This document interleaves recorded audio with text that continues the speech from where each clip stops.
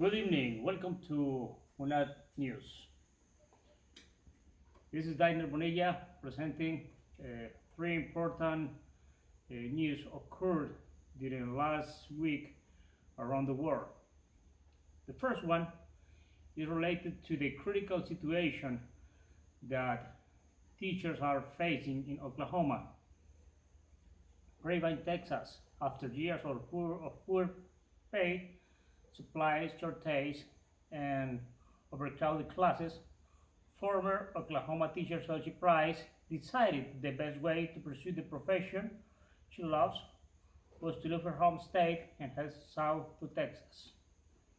The harsh economic realities of teaching in Oklahoma, where the school salaries are some of the lowest in the United States, have created an exodus to neighboring states where wages are higher. As a consequence, Oklahoma is grappling with a teacher shortage that has forced school districts to cut curricula and deploy nearly 2,000 emergency certified instructors as a stopgap measure. I just got, I just got the point where it was really fitting, said Price, 34, who last year moved to Dallas suburb of Grapevine with her husband and 10-year-old daughter to start a job as a second grade teacher. Crossing the Red River that separates Oklahoma and Texas meant a salary increase of about 40% for Price, who has a master's degree. She saw few prospects of improving the lot of her family by standing out. Prince earned around $30,000 a year when she began teaching in Oklahoma.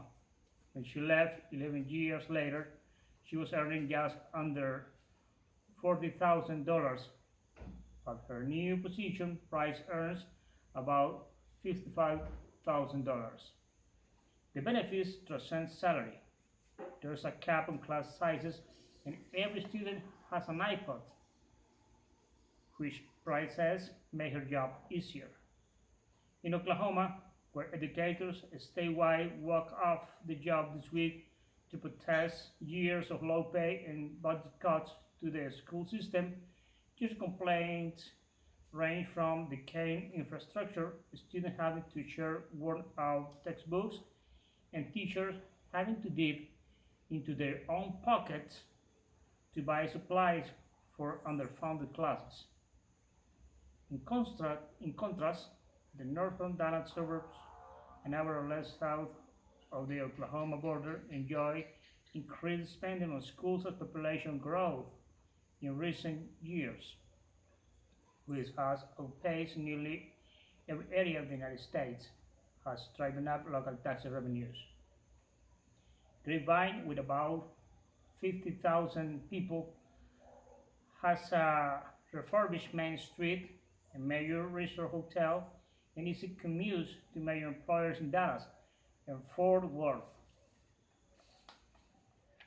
Like many of the northern Dallas area suburbs, new parks, schools, and businesses are springing up in a region seen as a place of relatively low crime, good employment prospects, and affordable housing. About 11% of Oklahoma teachers overall leave the state of profession every year, according to data from the Oklahoma State School Boards Association, an overall group. More than 80% leave over low pay, according to the data. In constant dollar terms, the pay for Oklahoma teacher has dropped by about 15% over the last 25 years, federal data showed. Oklahoma's teacher shortage has been devastating for children. When schools can find qualified teachers, they either must increase class size or hire underqualified, underprepared teachers, said Sean Him, executive director of the association. We are losing our best, brightest, most prepared, Collins said. Of neighboring states, Texas offered the highest main ways. Jenny Duncan, 24, decided to relocate there 2 years after starting her teaching career at an elementary school in Tulsa. I'm moving to Texas this summer because I can't afford to live here, she said in a telephone interview. Duncan, who holds degrees in both special education and regular education, earns about $32,000 a year as a teacher and needs to work 3 summer jobs to make ends meet. If she can land a similar teaching job in the Dallas area, she could earn about $20,000 a year more. I love teaching so much, Duncan said. I wanted to be a teacher my entire life. I have a special passion for special needs kids, but her Oklahoma salary makes it so hard to actually to do it. That's all about the first news that I am presenting to you. The second one has been taken from colombiareports.com and is about an investigation against former President Alvaro Uribe Vélez in Colombia. Colombia's State Council on Wednesday agreed to investigate whether former President Alvaro Uribe Vélez should be removed from Congress for failing to vote on legislation. This probe could have far-reaching consequences as Uribe, his presidential candidate Ivan Duque, and dozens of other congressmen could be barred from holding public office. The High Court is starting a second lawsuit that seeks the political death of both Uribe and Duque. Colombia's legislative branch has been dysfunctional for decades, partly because of lawmakers' chronic absenteeism.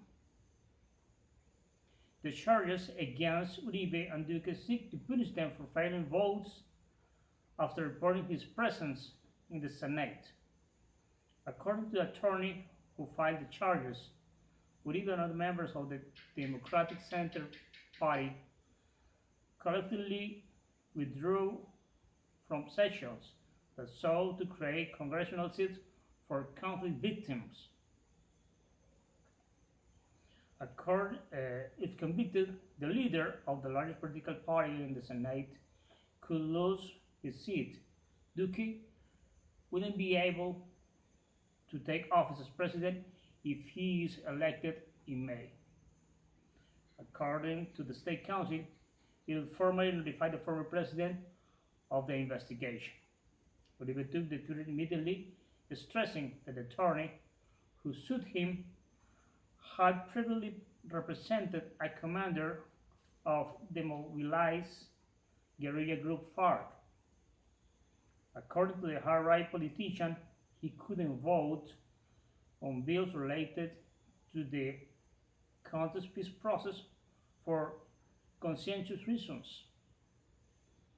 Duque has vowed to retroactively change the peace deal if elected on May 27. And the last news that I bring to you has been taken from mirror.co.uk and it's about the death of a legend in the English football.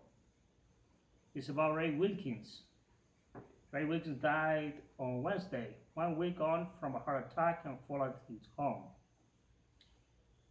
The ex-England captain, 61, had been in a medically induced coma, but son Ross, 36, told the Mirror that has unfortunately passed away today.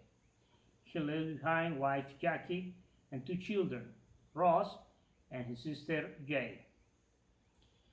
The family understood to be thankful for all the messages of support the former Chelsea and Manchester United midfielder has received from around the world. In a statement issued via St. George's Hospital, Ray's family said, It is with great sadness we announce that Raymond Colin Wilkins passed away this morning. We would like to thank St. George staff for the amazing work they have done to care for our beloved Ray. We would also like to say thank for the many goodwill messages we have received from Ray's friends, colleagues, and members of the public. Former teammates, managers, and colleagues all sent touching tributes and well wishes after news of Ray's condition broke on Friday. And much of the day began Saturday's show with presenter now Walker and guests sending their very best wishes to Ray and his family. Wilkins, nicknamed Butch, since childhood, was being treated by the country's leading trauma team at St. George Hospital in Tooting, South London, after falling at his home in Coman, Surrey. There were no signs of the ordeal to come when he appeared on TV and radio every last week in his role as a pundit. Midfielder Wilkins helped United lift the FA Cup in 1983 during a 160-game spell at Old Trafford and earned 84 England caps, featuring at the 1982 and 1986 World Cups. But he will most fondly be remembered at Stamford Bridge, where he won the Player of the Year award in 1976 and 1977, before going on to assist Carlo Ancelotti to the Premier League title and FA Cup, doubling the 2009 and 2010 campaign. Along with coaching roles at the Blues, he also managed QPR, Fulham, and the Jordan national team. Reflecting on a career which took him from London to the country of Jordan via Milan and Paris, Wilkins said, "When I finished my career playing for Leyton Orient, Wycombe, I was still waking up every morning, still grateful that I was a footballer. I don't think there's a better life. I've been blessed." That was what Ray Wilkins used to say every day. He was all the time uh, giving thanks to God for his career. Well, my friends, this this has been all for today, and I hope to see you again in another bulletin from UNAD News. Thank you very much.